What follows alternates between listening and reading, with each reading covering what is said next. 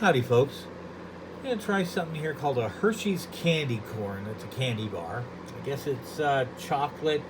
It's like a white chocolate with candy corn mixed in.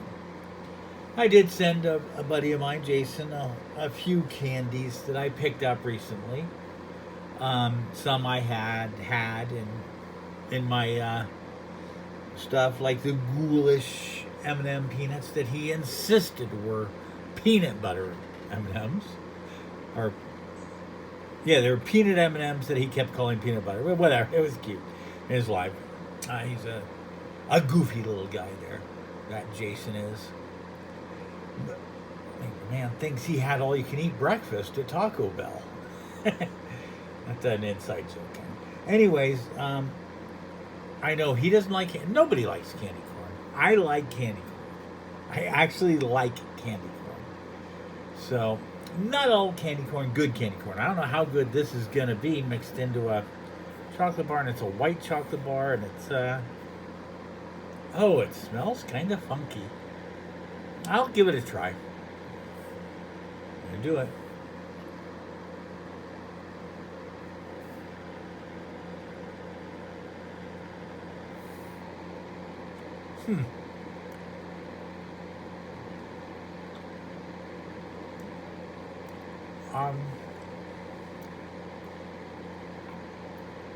Well,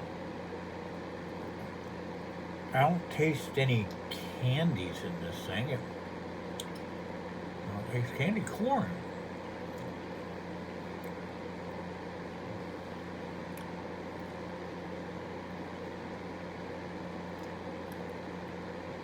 I have to have some more. I'm not saying this is good. It's not good. I just can't figure out what the flavor is. Okay.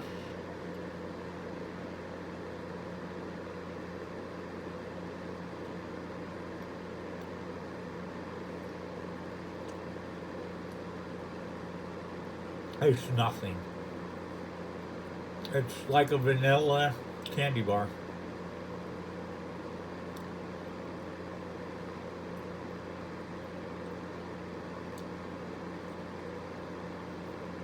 There's a little tiny bit of candy corn, maybe.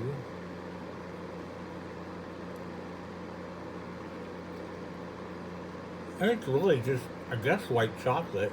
I haven't had a lot of white chocolate.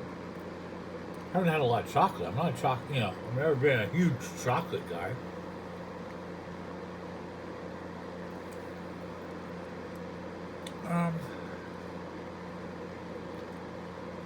Yeah. I spent a lot of time just trying to figure out what this taste is. Does it? There's no candy corn flavor. It tastes like white chocolate, I guess. And only I guess because I don't really know the taste of white chocolate. It tastes like, well, like I've heard it described, sugar and milk. It's crap. Okay. Oh. I mean, it's not so horrible that no one would like. I mean, if you like white chocolate,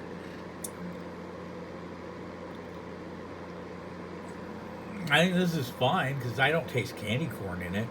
It just tastes like white chocolate, which is what you like if you like white chocolate, right? Anyways, we're going to go to the birth of what is called Screamworks. After that haunt at the Great America, where it was kind of the two groups, my friends branched out and they found a haunted house in a little city called Hollister, California. You may know of it mostly because of the clothing line, which I don't know if it has anything to do with the city itself, but there's a clothing line called Hollister. And a lot of people in Hollister wore it because right at that time it was popular clothing, and it's Hollister. Just like Arizona sweatshirts or something became popular. My mom living in Arizona, nabbed him up at the time when she was living there. That's just a total, it has nothing to do with anything. So apparently they met with some people who did a corn maze. And they said they would do a haunt within the corn maze. I guess the haunt ended up being pretty much in the center of the corn maze. You had to, the way they set it up, you got a ticket and you would find the haunt. When you checked, when you bought your ticket to go in the corn maze, you were handed a little ticket. And every ticket we got was worth $3, $2, $1. I don't know how they worked that out. It was the first year. It was small. And it was probably 2001, but you got a couple bucks.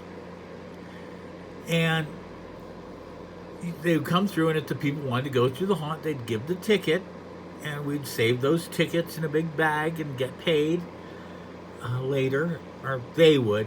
We would. It was we by the time it was all said and done. Although, the way it was structured was there was 3 guys that came together to put this on. Then there's maybe a second tier, which would be me and a few other people. And then more people that came in. But there was not really tiers, but I was very a part of it. Coming in, and I eventually developed and set up our concession stands. And I helped with merchandise and things that were up my level of, but I made no executive decisions. I was not part of the finances, nothing like that. So they did all that stuff, you get it. If you tell you it was in the middle, and people were afraid and didn't want to go in the haunt, they would leave. And the haunt was simple. It was a really cute, simple first year haunt. Very elaborate though, really elaborate, because a buddy of mine, Mike, he's an architect and a half. And he built the facade of a barn. And I mean, this was a barn. You went in a barn. I mean, it was just the face of a barn, but it was the size of a barn with 2 doors that opened up. And the way it worked was the old tour haunt. So, and they wanted me to come in. And how did we ever get a hold of each other? I guess they called me. We didn't have email or anything at the time, really. I mean, it was it existed. Maybe they emailed me.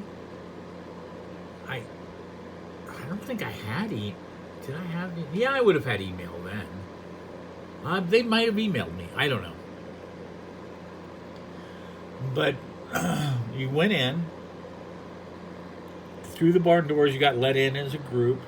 And they had a whole elaborate story. And if you watch anything about cornfields, it's the same story. The corn hadn't grown for years. Suddenly there was a few mysterious deaths in the area. And the corn came back. And how did they do it? And of course, they were taking bodies and churning them up and making, the fertilizer out of dead bodies and growing the corn. And then the corn maze itself was haunted by the living scarecrows, which were people that wore scarecrow outfits, and they would be up on scarecrow stands and would jump down and yell at people as they came through the maze. So the whole haunt basically consisted of you walked into the barn and we'd tell you the story of what you were about to see, and we called it the Conover Mystery Ranch.